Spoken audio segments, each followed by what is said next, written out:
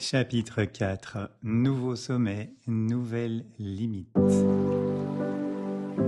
La qualité de votre communication détermine la qualité de votre vie.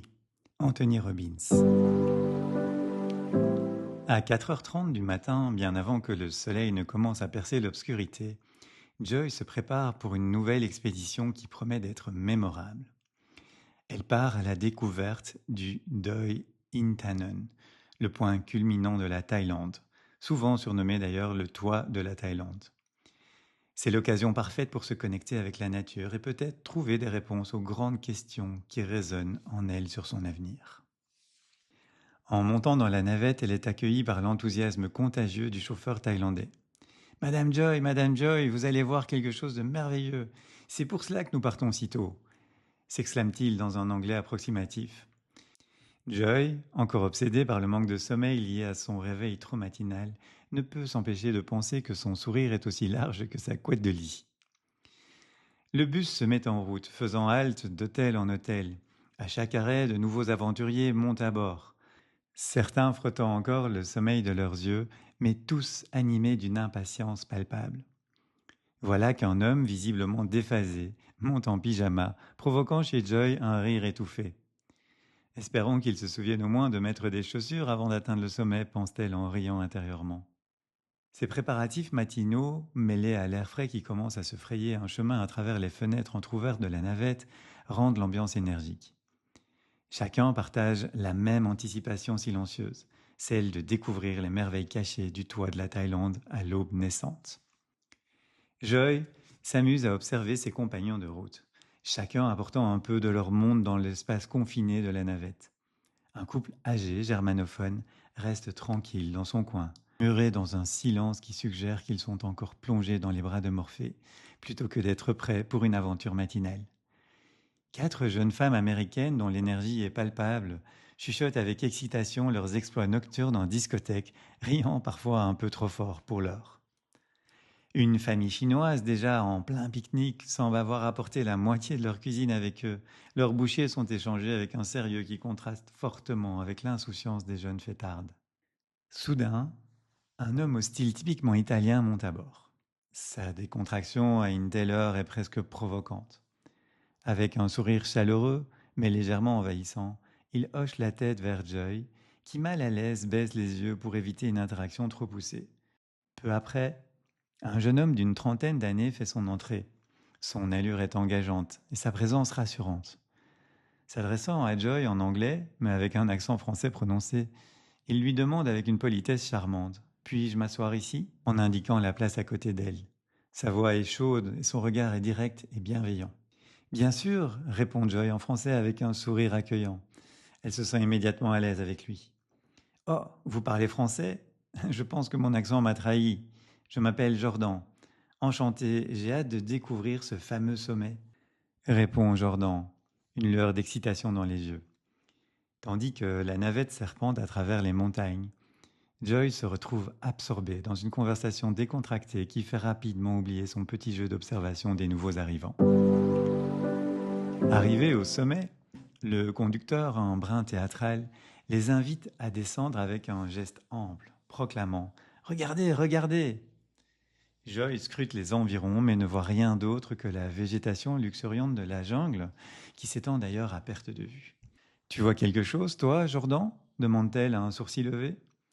Jordan, scrutant l'horizon avec un sourire amusé, répond « Je m'attendais à des montagnes spectaculaires et à un lever de soleil épique, mais apparemment non. » Le chauffeur, incapable de contenir son excitation, pointe du doigt un arbuste banal et annonce avec emphase « Regardez, c'est pour cette merveille que nous sommes venus si tôt. Approchez, c'est magique !» Jordan s'approche de l'arbuste et éclate de rire.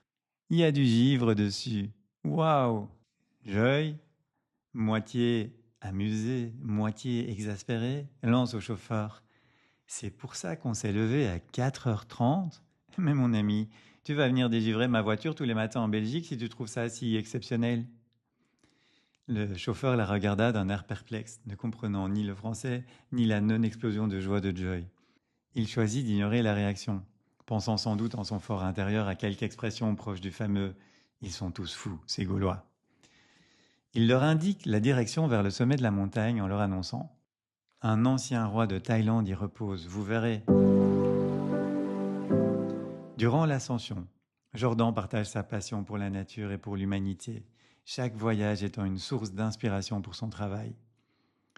Joy tente de suivre la conversation, mais la beauté hypnotique des paysages l'absorbe souvent, ne laissant qu'une oreille disponible pour écouter le discours de Jordan. Arrivé au sommet, alors que le groupe se disperse, Joy se retrouve enfin seul un moment. C'est là, dans l'immensité de la nature, que le premier rayon de soleil perce le ciel, illuminant les contours de la jungle dense et des vallées lointaines. Joy ferme les yeux et prend une inspiration profonde.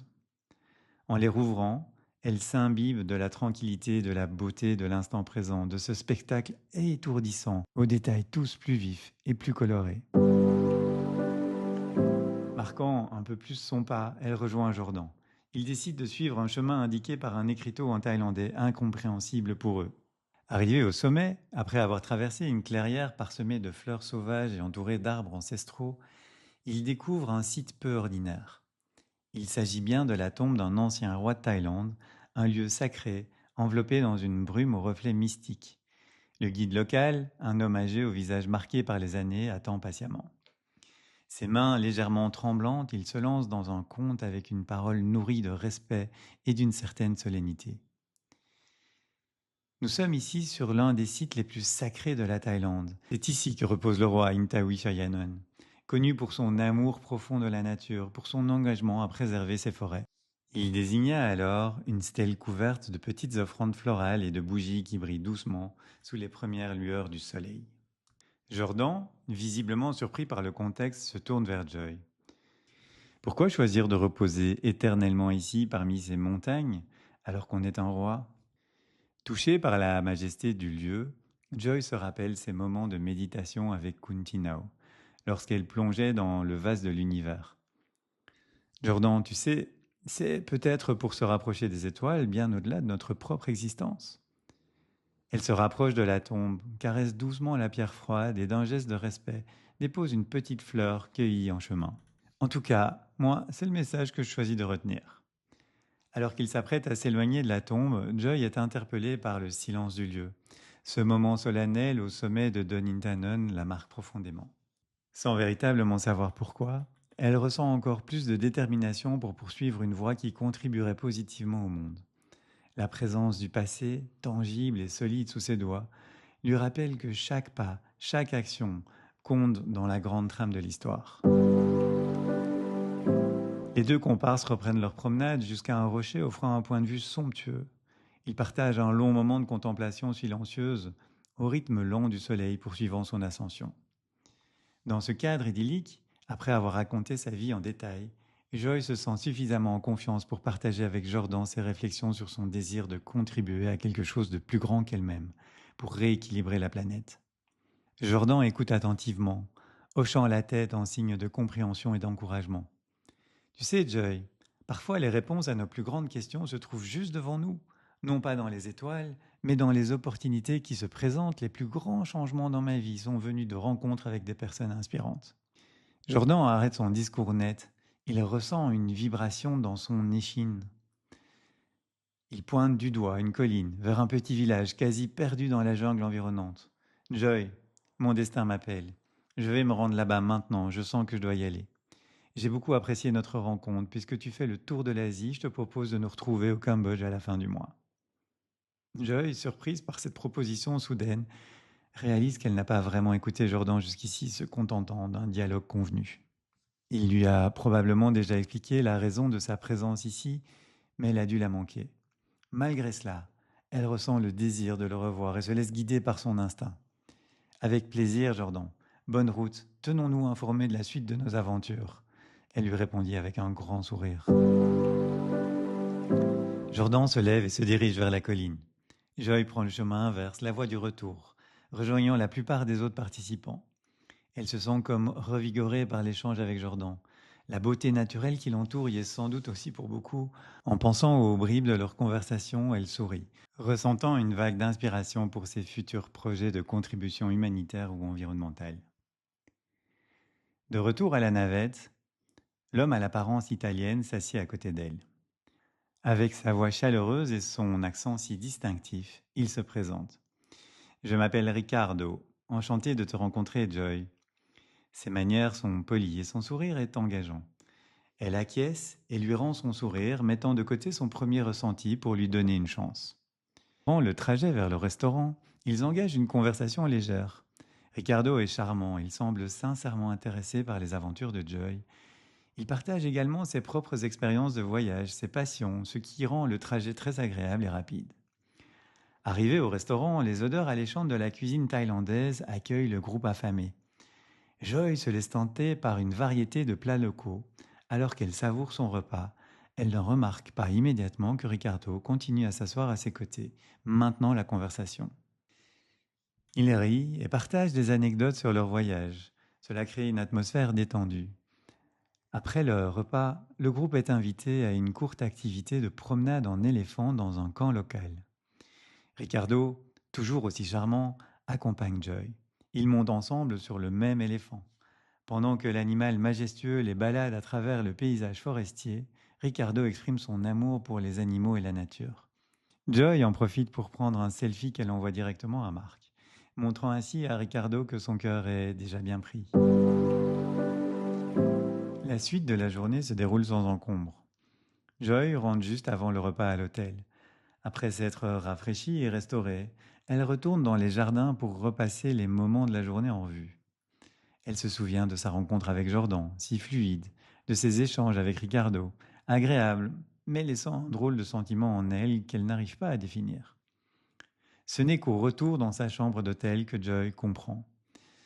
En voulant envoyer un message à Marc, elle réalise que son téléphone a disparu. Rapidement, elle utilise son MacBook pour bloquer son téléphone et sécuriser ses comptes. Malgré la perte, elle reste positive, consciente que les possessions matérielles sont remplaçables, mais l'expérience vécue et les nouvelles connexions sont les vrais trésors de ces voyages. Je ne vais quand même pas laisser un simple objet gâcher ma journée magnifique. Je suis sûr d'ailleurs que ce Ricardo en a bien plus besoin que moi. Pour en arriver à voler des gens, il faut vraiment être loin. Animée de cette belle énergie, Joy décide de clôturer sa journée en envoyant un message à Marc de son ordinateur. Mon amour, j'espère que tu vas bien. Je voulais partager avec toi à quel point ma journée a été inspirante. Je suis allé explorer le Doi Intanon, surnommé le toit de la Thaïlande. C'était absolument magnifique. Les vues, la sérénité de la nature, tout semblait presque surréel. J'ai rencontré des gens fascinants, chacun avec son histoire unique. L'un d'eux, Jordan, partage une passion pour l'impact environnemental, ce qui a vraiment alimenté des discussions très intéressantes. Je me sens si reconnaissante pour ces expériences et la chance de continuer à explorer et à apprendre. Demain, je prévois de visiter la ville et ses temples magnifiques. Je suis impatiente de voir ce que ces merveilles culturelles ont à offrir. Je pense tellement fort à toi. Je suis reconnaissante de pouvoir partager cela même à distance. Prends soin de toi et on se parle bientôt. Elle signe, avec tout mon amour, Joy. Joy relit le message, s'assurant qu'il transmette bien sa joie et son émerveillement sans laisser transparaître la petite mésaventure de son téléphone perdu.